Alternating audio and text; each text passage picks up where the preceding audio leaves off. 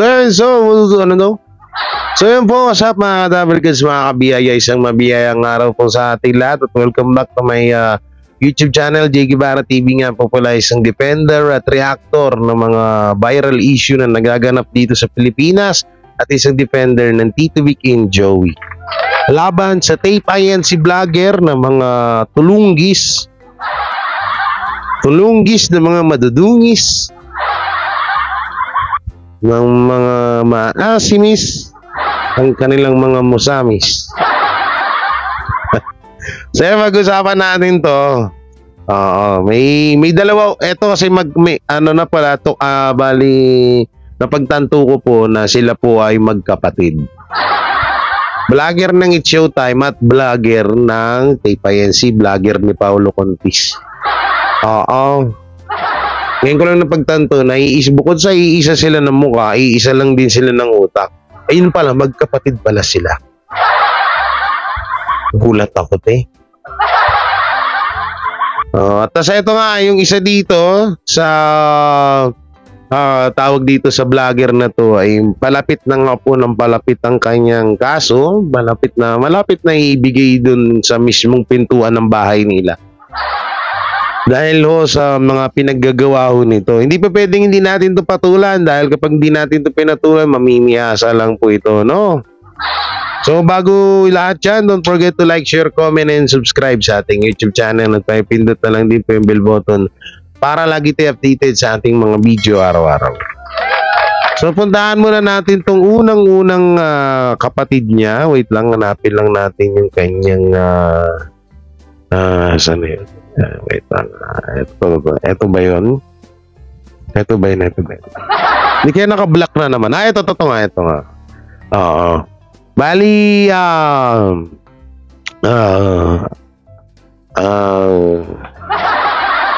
bali, ito nga, no? Yan, may kita nyo dyan si screen recorder natin. Wait lang, ba't nakabukas yung location? Baka mamaya matrace tayo ng mga vlogger na ginaji sa atin. Pero okay lang naman, welcome kayo dito sa bahay. Pagkakapihin ko kayo. Paghahandaan ko kayo ng pagkain.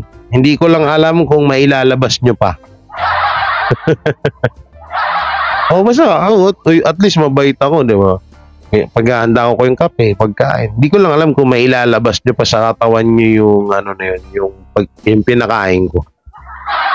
So, muna tayo dito kay Best Feel. Ano naman kaya katangahan na naman itong pinagsasabi nito. Basahin natin bago tayo magpunta doon sa kapatid niya, ha? Trademark Night Bulaga at EB pagmamay-ari pa rin ng Tape INC matapos ang isang buwan. So, kaya kumuha ito ng artikulo. Parang lang yun, parang kinapi-paste Hindi siya ganito mag-post. Tinamad ka na? Ang hirap mag-post, no, tapos wala ka namang kita. Minsan, iisip mo na, ano ba ginagawa ko? Pero kung may monthly allowance naman kayo, walang problema. Ito. Kasing init sa tanghalian at sabaw ng bulalo. Sa tanghalian bakit hindi ba pwedeng tanggabihan ng bulalo? Okay. Sa tanghalian ng labanan kung sino pa rin ang nagmamay-ari ng trademark Night Bulaga at EB. Bakit may at? Isa lang naman yun. Dapat It Bulaga EB. But at?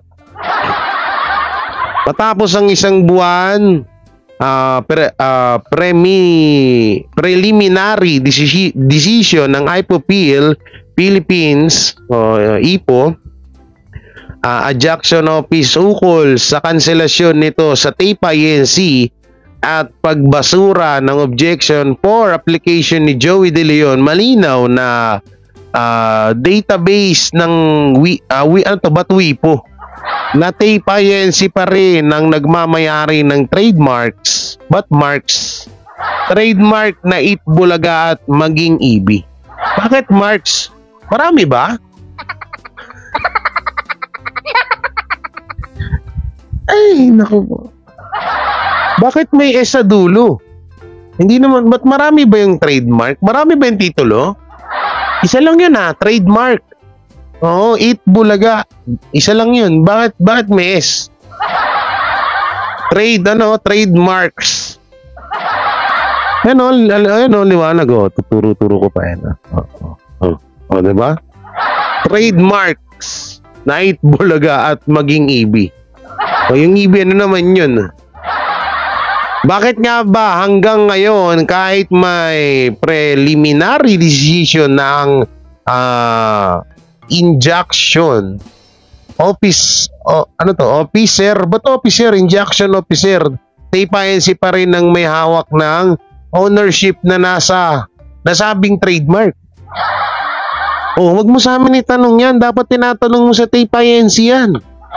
Bakit nga ba nasa TBJ at bakit hawak pa rin ng TBJ yung dati tinatanong mo yun sa TPINC, hindi ka dapat nagtatanong sa post mo.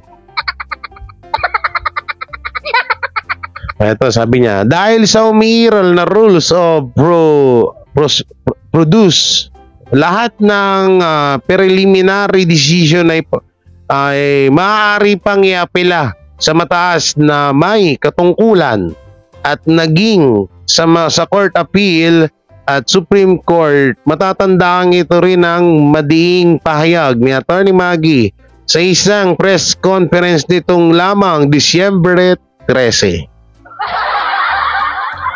Hindi pa rin tinatanggap bilang ebidensya ng kahit anong hukuman o quasi?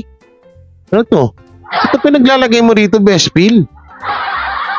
Judicial body gaya ng IPOPL, ang Wikipedia sa kadahilanang ito isa itong open source na kung saan kahit sino ay malayang maglagay ng impormasyong nais niyang matatandaang hindi rin ito pinahilintulutan ng mga academinias. Bakit mali-mali yung spell? Bilang isang nature. Sa makatawid, tanging ang mga website ng IPO at WIPO lamang ang hawak ng lahat ng legal na basehan sa pagmamayari ng trademarks. May S na naman at copyright sa buong mundo.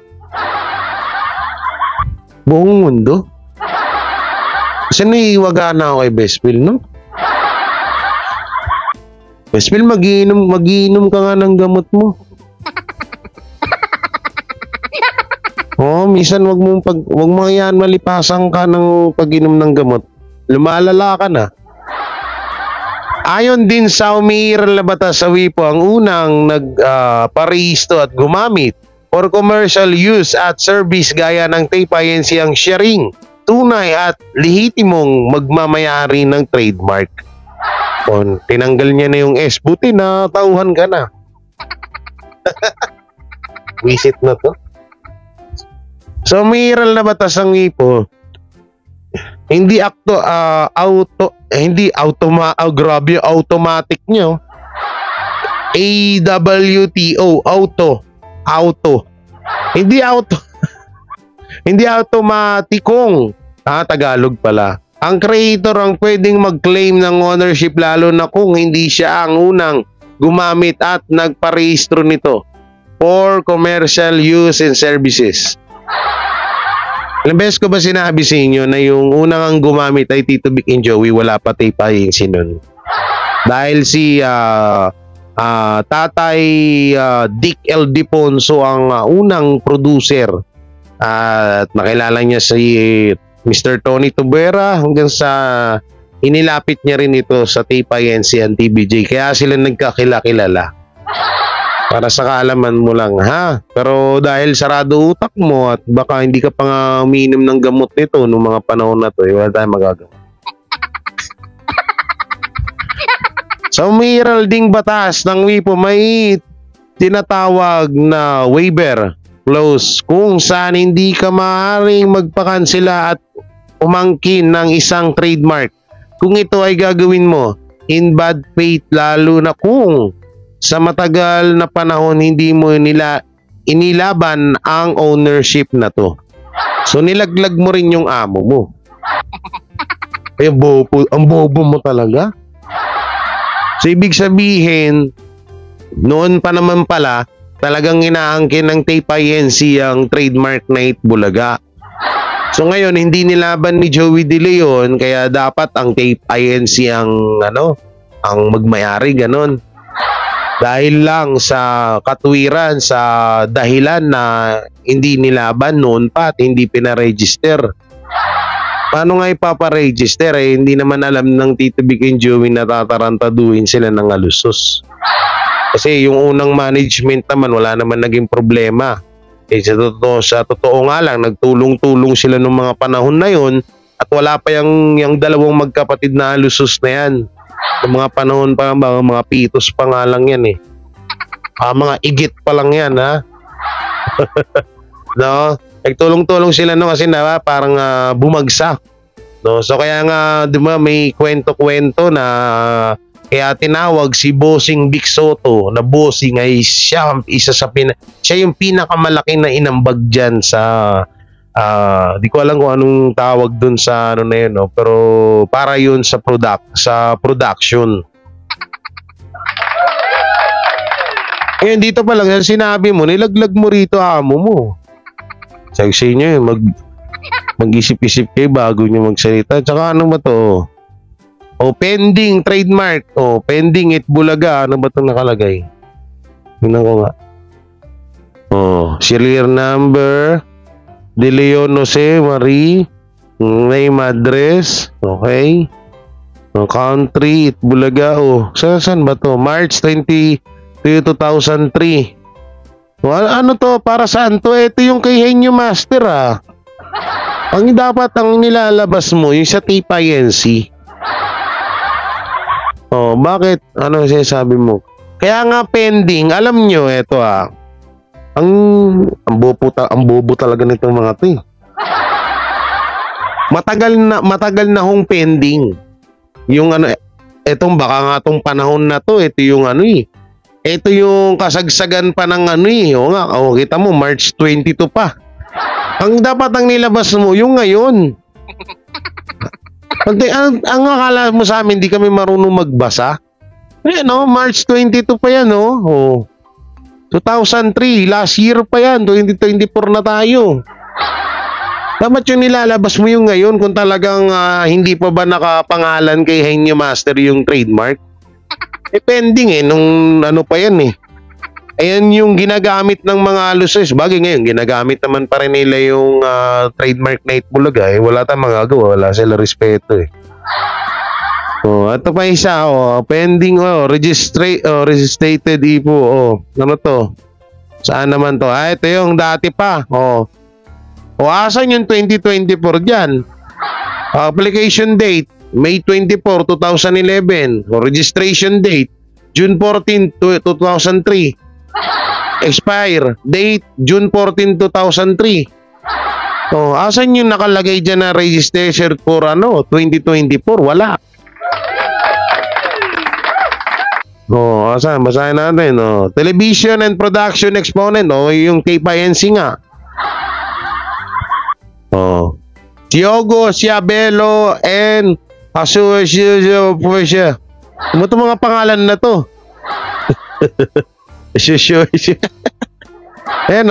Muntik na magtulonggeso to Tulonggis Sion Ko Siya Belo and Associates Law. Ano pala yun? Officer pala yun. Sorry. Dati pa to Dati pa tong ano na to Tapos eto, ano mo to? Mapakulo niya rito. Katangahan talaga ritong gagong to. Yung pinapakita nyo yung dati, ay mo ipakita yung ngayon. Katulonggisan mo yan na nga natin yan. Bubuhan nitong taong to. Wala talaga. Imbis na bumilib sa inyo yung mga amo nyo, imbis na bumilib sa inyo yung Tape INC, nauurat tuloy sa inyo. Kasi kung ano-ano pinagagawa nyo, ito yung katotohanan dyan, oh. Ito, pakita ko sa'yo, yung post ng, ito ang true, na isa sa mga defender ng Tito Vic and Joey sa Facebook, no? Iyak all you want, insult to you all you want. Kahit magsumbong pa kayo kay President Marcos, bakit magsusumbong sila? Kay President Marcos o kaya kay BP Inday Sara Duterte, ayan, tinag ko na sila, binoto ko rin yan eh. Wala kaming pakialam, totoo yan. Basta kami may resibo na kami. Sino ulit ang fake, sino nga ulit ang gaya-gaya? Tape Evil Incorporated, ba't may evil? Legit na fake since June 5, 2023. In the end, hindi naman kayo talaga ang kalaban namin, kundi Showtime. Totoo yun. Wait lang, taasan natin yung brightness. Hindi totoo yan, Totoo yung sinabi ng ito ang true dito, Hindi namin, sa totoo hindi kalaban ng TBJ ang colorum na noontime show ng Tape INC. Ang talagang nagiging kalaban ho talaga dito ng EAT or ng Eat Bulaga ng Tito Vic and Joey ay ang Eat Showtime. Totoo yan. Dahil totoo mas dihamak naman talaga kung sa ratings, mas mataas ang Eat Showtime kaysa sa generic na colorum na noontime show pala. Sorry. Take Bulagta na lang pala tawag natin, no? Oo. Diyan sa colorum na noontime show. Totoo mas sumahabol pa nga Eat Showtime kaysa sa kaysa sa colorum na noontime show. Tingnan nyo yung viewers ng Eat Showtime, minsan umabot ng 30K viewers. Samantalang sa colorum, sa social media, 400, 300K followers sa kanilang followers sa Facebook page, tas 400 lang nanonood. Nung nakuha nila yung channel na 5 million subscriber, doon kahit paano nag 1K views sila. Sa Showtime sa YouTube, maabot ng 20, 30. Sa Eat Bulaga ng TBJ, umaabot minsan ng 100K yan. Kaya totoo yung sinabi rito niya, pabor ako dito na sinabi na eto ang true, yung page ng nila Bro Andoy, shoutout sa'yo. Na hindi talaga yung kalaban ng colorum, ang kalaban yung Showtime, no. Ang magiging uli nyong kalaban ay ang sarili nyong network at out na kami dyan. Bahala kayo sa buhay nyo. Saklap nun, Huling kalaban yung network, yung GMA. Kasi alam nyo yung bakit? Sa oras na tuloy-tuloy yung noontime show na yan at wala naman na silang makuhanan ng pondo ng noontime show na yun. Siyempre, mga gastusin, mga sahod ng mga empleyado dyan, sahod ng mga artista dyan. Diba? Saan nila kukunin yan? Hindi naman nabang buhay, abunuhan ng alusos yan. Siyempre, kailangan din na makakickback sila dyan, makakuha sila ng pera nila dyan. Diba? Business yan. Walang businessman na gustong malugi ang negosyo. Oo, so basahin pa natin. Ano to? Sabihin nyo na lahat ng gusto nyo. Ito yung basta may resibo kami. So basahin natin yung mga comment ng mga Lovercards dito. One kapatid, sunod niyan TV5 daw ipapa-shutdown nila. Di ba dapat kayo muna kasi letter T din kayo Oo nga, no? Ano ba? Wait lang, ano to? Si Kapamilya Online Update. Anong itong network na mag-declare ng bankruptcy dahil sa OLATS sa kaso? Unahan ko na kayo, content proven ng ABS-CBN at hindi na network. So baka tape nga yun. First lady ni BBM sa 8 nanonood nung first day nila TV. Tama. Doon nanonood siya, no? Sino to? Amabela Pader. Yung kilala siya. Hindi raw totoo yan kasi wala pa sila natatanggap na kopya basta hindi pa final or final yan maski binasura yung unang apela, tuloy pa rin ang apela maski basura ulit yan, mag-aapela pa rin sa Supreme Court maski basura, no? Sino ba to? Arturo Ferrer. Tatay, dami alam Nakakutsi nakakutsi. Ganda ng kotse ni tatay Hindi na tayo, mag-inom-inom ka na lang dyan. Binara siya. Kahit saan pa sila umapila sa puso at isip ng tao, Tito Vic and Joey, the true owner of Itbulaga. Wala tayo magagawa. Baka supporter ng Alusus yun. Kahawig niya yung Alusus Kahawig niya si Senior Alusus. Diba? Mga kapatid niya to, laki din ng tiyan Sorry. Malaki din naman tiyan ko pero hindi naman ganun kalaki. Buong bansa ang tunay na resibo ni Tito Vic and Joey. Totoo yan. Totoo naman, wala naman na iba Kahit anong ipakita na resibo ng Tape INC, tayo pa rin magpapatunay na hindi sila yung may-ari niyan May tataas na pa Supreme Court, doon na lang sila sa apela sa Supreme. Lakas batchoy. Oo nga naman, no? May tataas pa na sa Supreme Court. Doon na lang sila umapila sa Supreme. Lakas batchoy. Mainitan pa yung mga sikmura nila, no? Tama naman. May point naman si Mark Villarisa de Guzman. Matalino kang loko ka. Kahit tanungin natin lahat ng Pilipinas, hindi dapat Pilipino. Ba't mo mababa yung brightness? Kahit tanungin natin ng Pilipinas kung kanino ang Itbulaga, magkakaisa sagot na nila na TVJ ang Itbulaga. Pero sana lang wag nang gamitin ng tape ang title ng isa lang ang pwedeng gumamit yan, TVJ Dabarkads lang, at sa TV5 tama na nang gagamit nila ng kalahating buwan.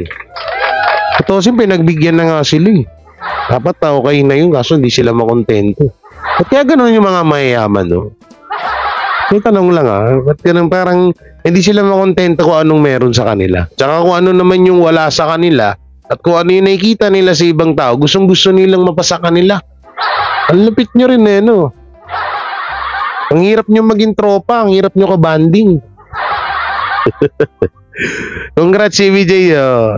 So yun yung mga lang ng mga Dabarkads natin dito, paulit-ulit lang din pero ang sarap pa rin basahin. So dito na tayo mapunta sa kapatid ni Bespil. Hindi ko alam kung ano pinagsasabi nito. Minsan nagtataka na rin ako dito sa tao na to Lahat na lang ata ng siguro may gusto ka kay Ma'am Lala Soto. Parang ultimong konting kibot, Lala Soto lagi yung binahe. Nakatalang. Sige, panoorin natin to. Singit natin to sino ba to? Anong pangalan nitong inayupak na to? Nakalimutan ko na. Si Migol. Kapatid ni Triangle. Okay. Minsan naman ay hindi ko talaga binisita itong programa natin si Duterte. Pero ano ba ang kanyang rason? Ano ba ang dahilan kung bakit naandyan siya? Naku, parang hindi kasi bagay na may ganitong klaseng programa ito si Duterte. Pero siguro naandyan siya para i-justify in a way yung sarili niya sa mga nangyayari sa kanya ngayon. Pag kayo binablog ko, tumitili mo. Malaking bagay na meron siyang ganitong platform. Hoy. Meron siyang programa. Ganun lang kaya pala dapat. Tayo natutuwa sa balita na posibleng masuspinde nga ang SMNI. Pero una na dyan, nasuspinde na po itong programa na si Duterte. Ulitin ko, minsan talaga hindi ko pinanood yung kanyang programa. Pakialam namin. Mga statement ko na pagbabanta sa mga komunista at kay Castro, nababasa lang natin o napapanood lang natin yan sa mga clips na nasi-share, pero never tayong bumisita sa SMNI at Wala kaming pakialam dun sa'yo. mga programa. Never. Kahit hindi ka bumisita, nakita ko lang naka-thumbnail si Ma'am Lala Soto, kaya kita pinanood. President Duterte, okay, Badoy and Celis. Kung tutuusin nga, dapat lahat ng programa dyan dahil kahit yung kanilang mga news program, meron silang mga balita na minsan ay misleading. Kalimitan. Misleading. Sabihin na natin, kalimitan ay misleading. Meron pa silang mga balita na yung tipo Misleading. para mga balita. O, diba? Alright. So, suspendido na po ng 2 linggo itong programa ni Duterte. Malaking dago. Malaking kawalan ito sa kanya. Okay? Dahil yun nga, katulad ng sinabi ko, posibleng ito yung kanyang paraan para kahit papano ma-justify yung kanyang sarili, ma-explain yung kanyang sarili.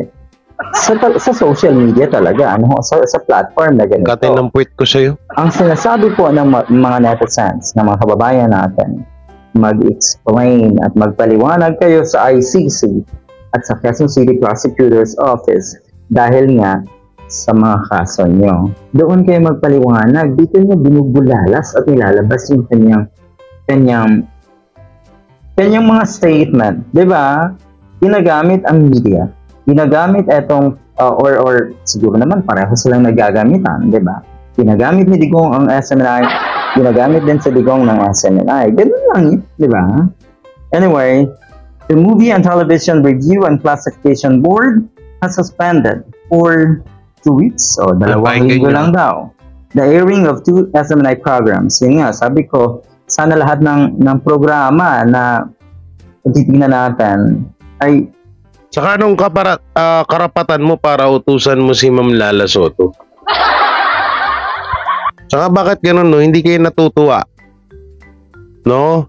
Hindi kayo natutuwa na umaksyon na nga yung tao o inaksyonan na ng MTRCB yung gusot na yan, yung nangyari na yan.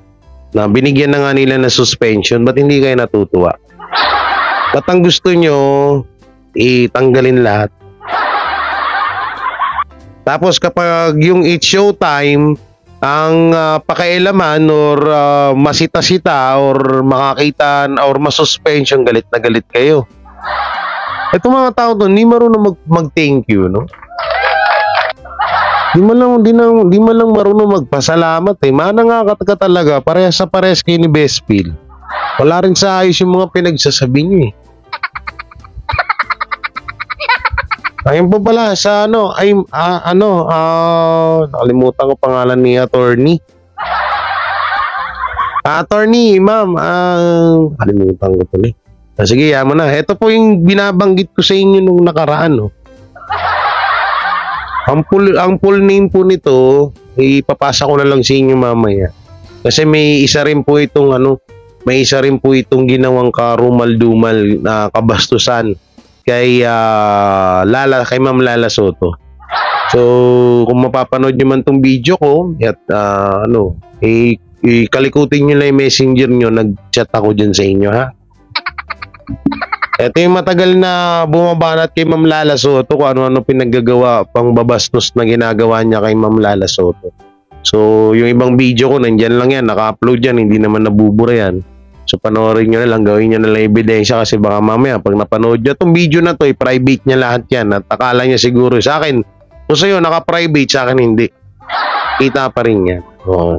So, dito, wala naman tayo dito ng yung about sa SMNI. Basta wala namang bumabanat sa MTRCB. Dahil ang MTRCB is mahal din ho natin yan at dinidepensahan din po natin yan, no? Dahil napakaganda rin po nangangarin ng MTRCB is ginagawa lang po nila yan para sa kapakanan ng mga kabataan. Na lalo ng mga kabataan na nanonood sa mga telebisyon. No? So yung vlogger na yung kapatid ni Bespil yun. Vlogger naman ng It's Showtime. Magaling din tong vlogger ng mga magkapatid na to eh. Magaling din, alam nyo bakit? Ang galing ng technique nila eh. Sa dalawang magkalaban na noon time show sila pumanig. Parang nga naman sakop nila lahat. Pero tignan mo, wala pa rin. Pero kahit pa paano, mataas-taas ang followers nito ni Smigol, kaysa kay Bispil. Kaya dito, kahit pa paano, may maiintindihan mo pa yung ibang mga pinagsasabi. Pero kay Bispil, tingnan mo yung trademark, ginawang trademarks. Nilagyan ng S, ano, ilan ba yung trademark? 17 ba yun? Bagay, pag sobra isa nga naman daw, marami na yun.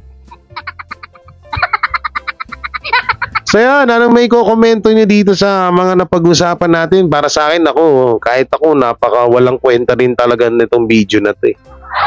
Pero pinapaalala ko na rin sa inyo na malapit na nga po ibaba ang kaso ni Bes Felix katulad po nung ginawa niya kay Tito Vic and Joey at doon kay Vico Soto.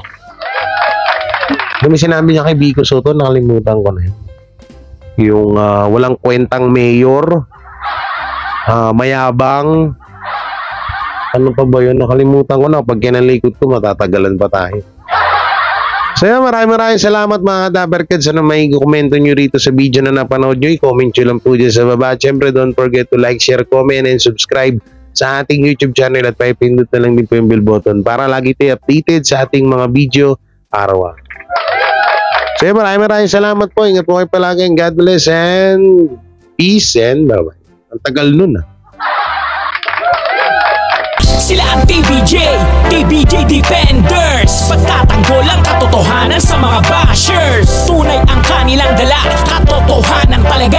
Ano mang sabihin nyo ay di yan sa kanila uubra. Mga salita nyo na di katotohanan. Sila ang patunay na merong katotohanan. Wala silang kinatatakutan, basta nasa tama kanilang paglalaban. Ang TBJ ay kanilang susuportahan. Sila ang defenders na laging nasa likuran. JD Barra, Jake Magnus, Chris Ulo, Tita Messi, sila ang nandyan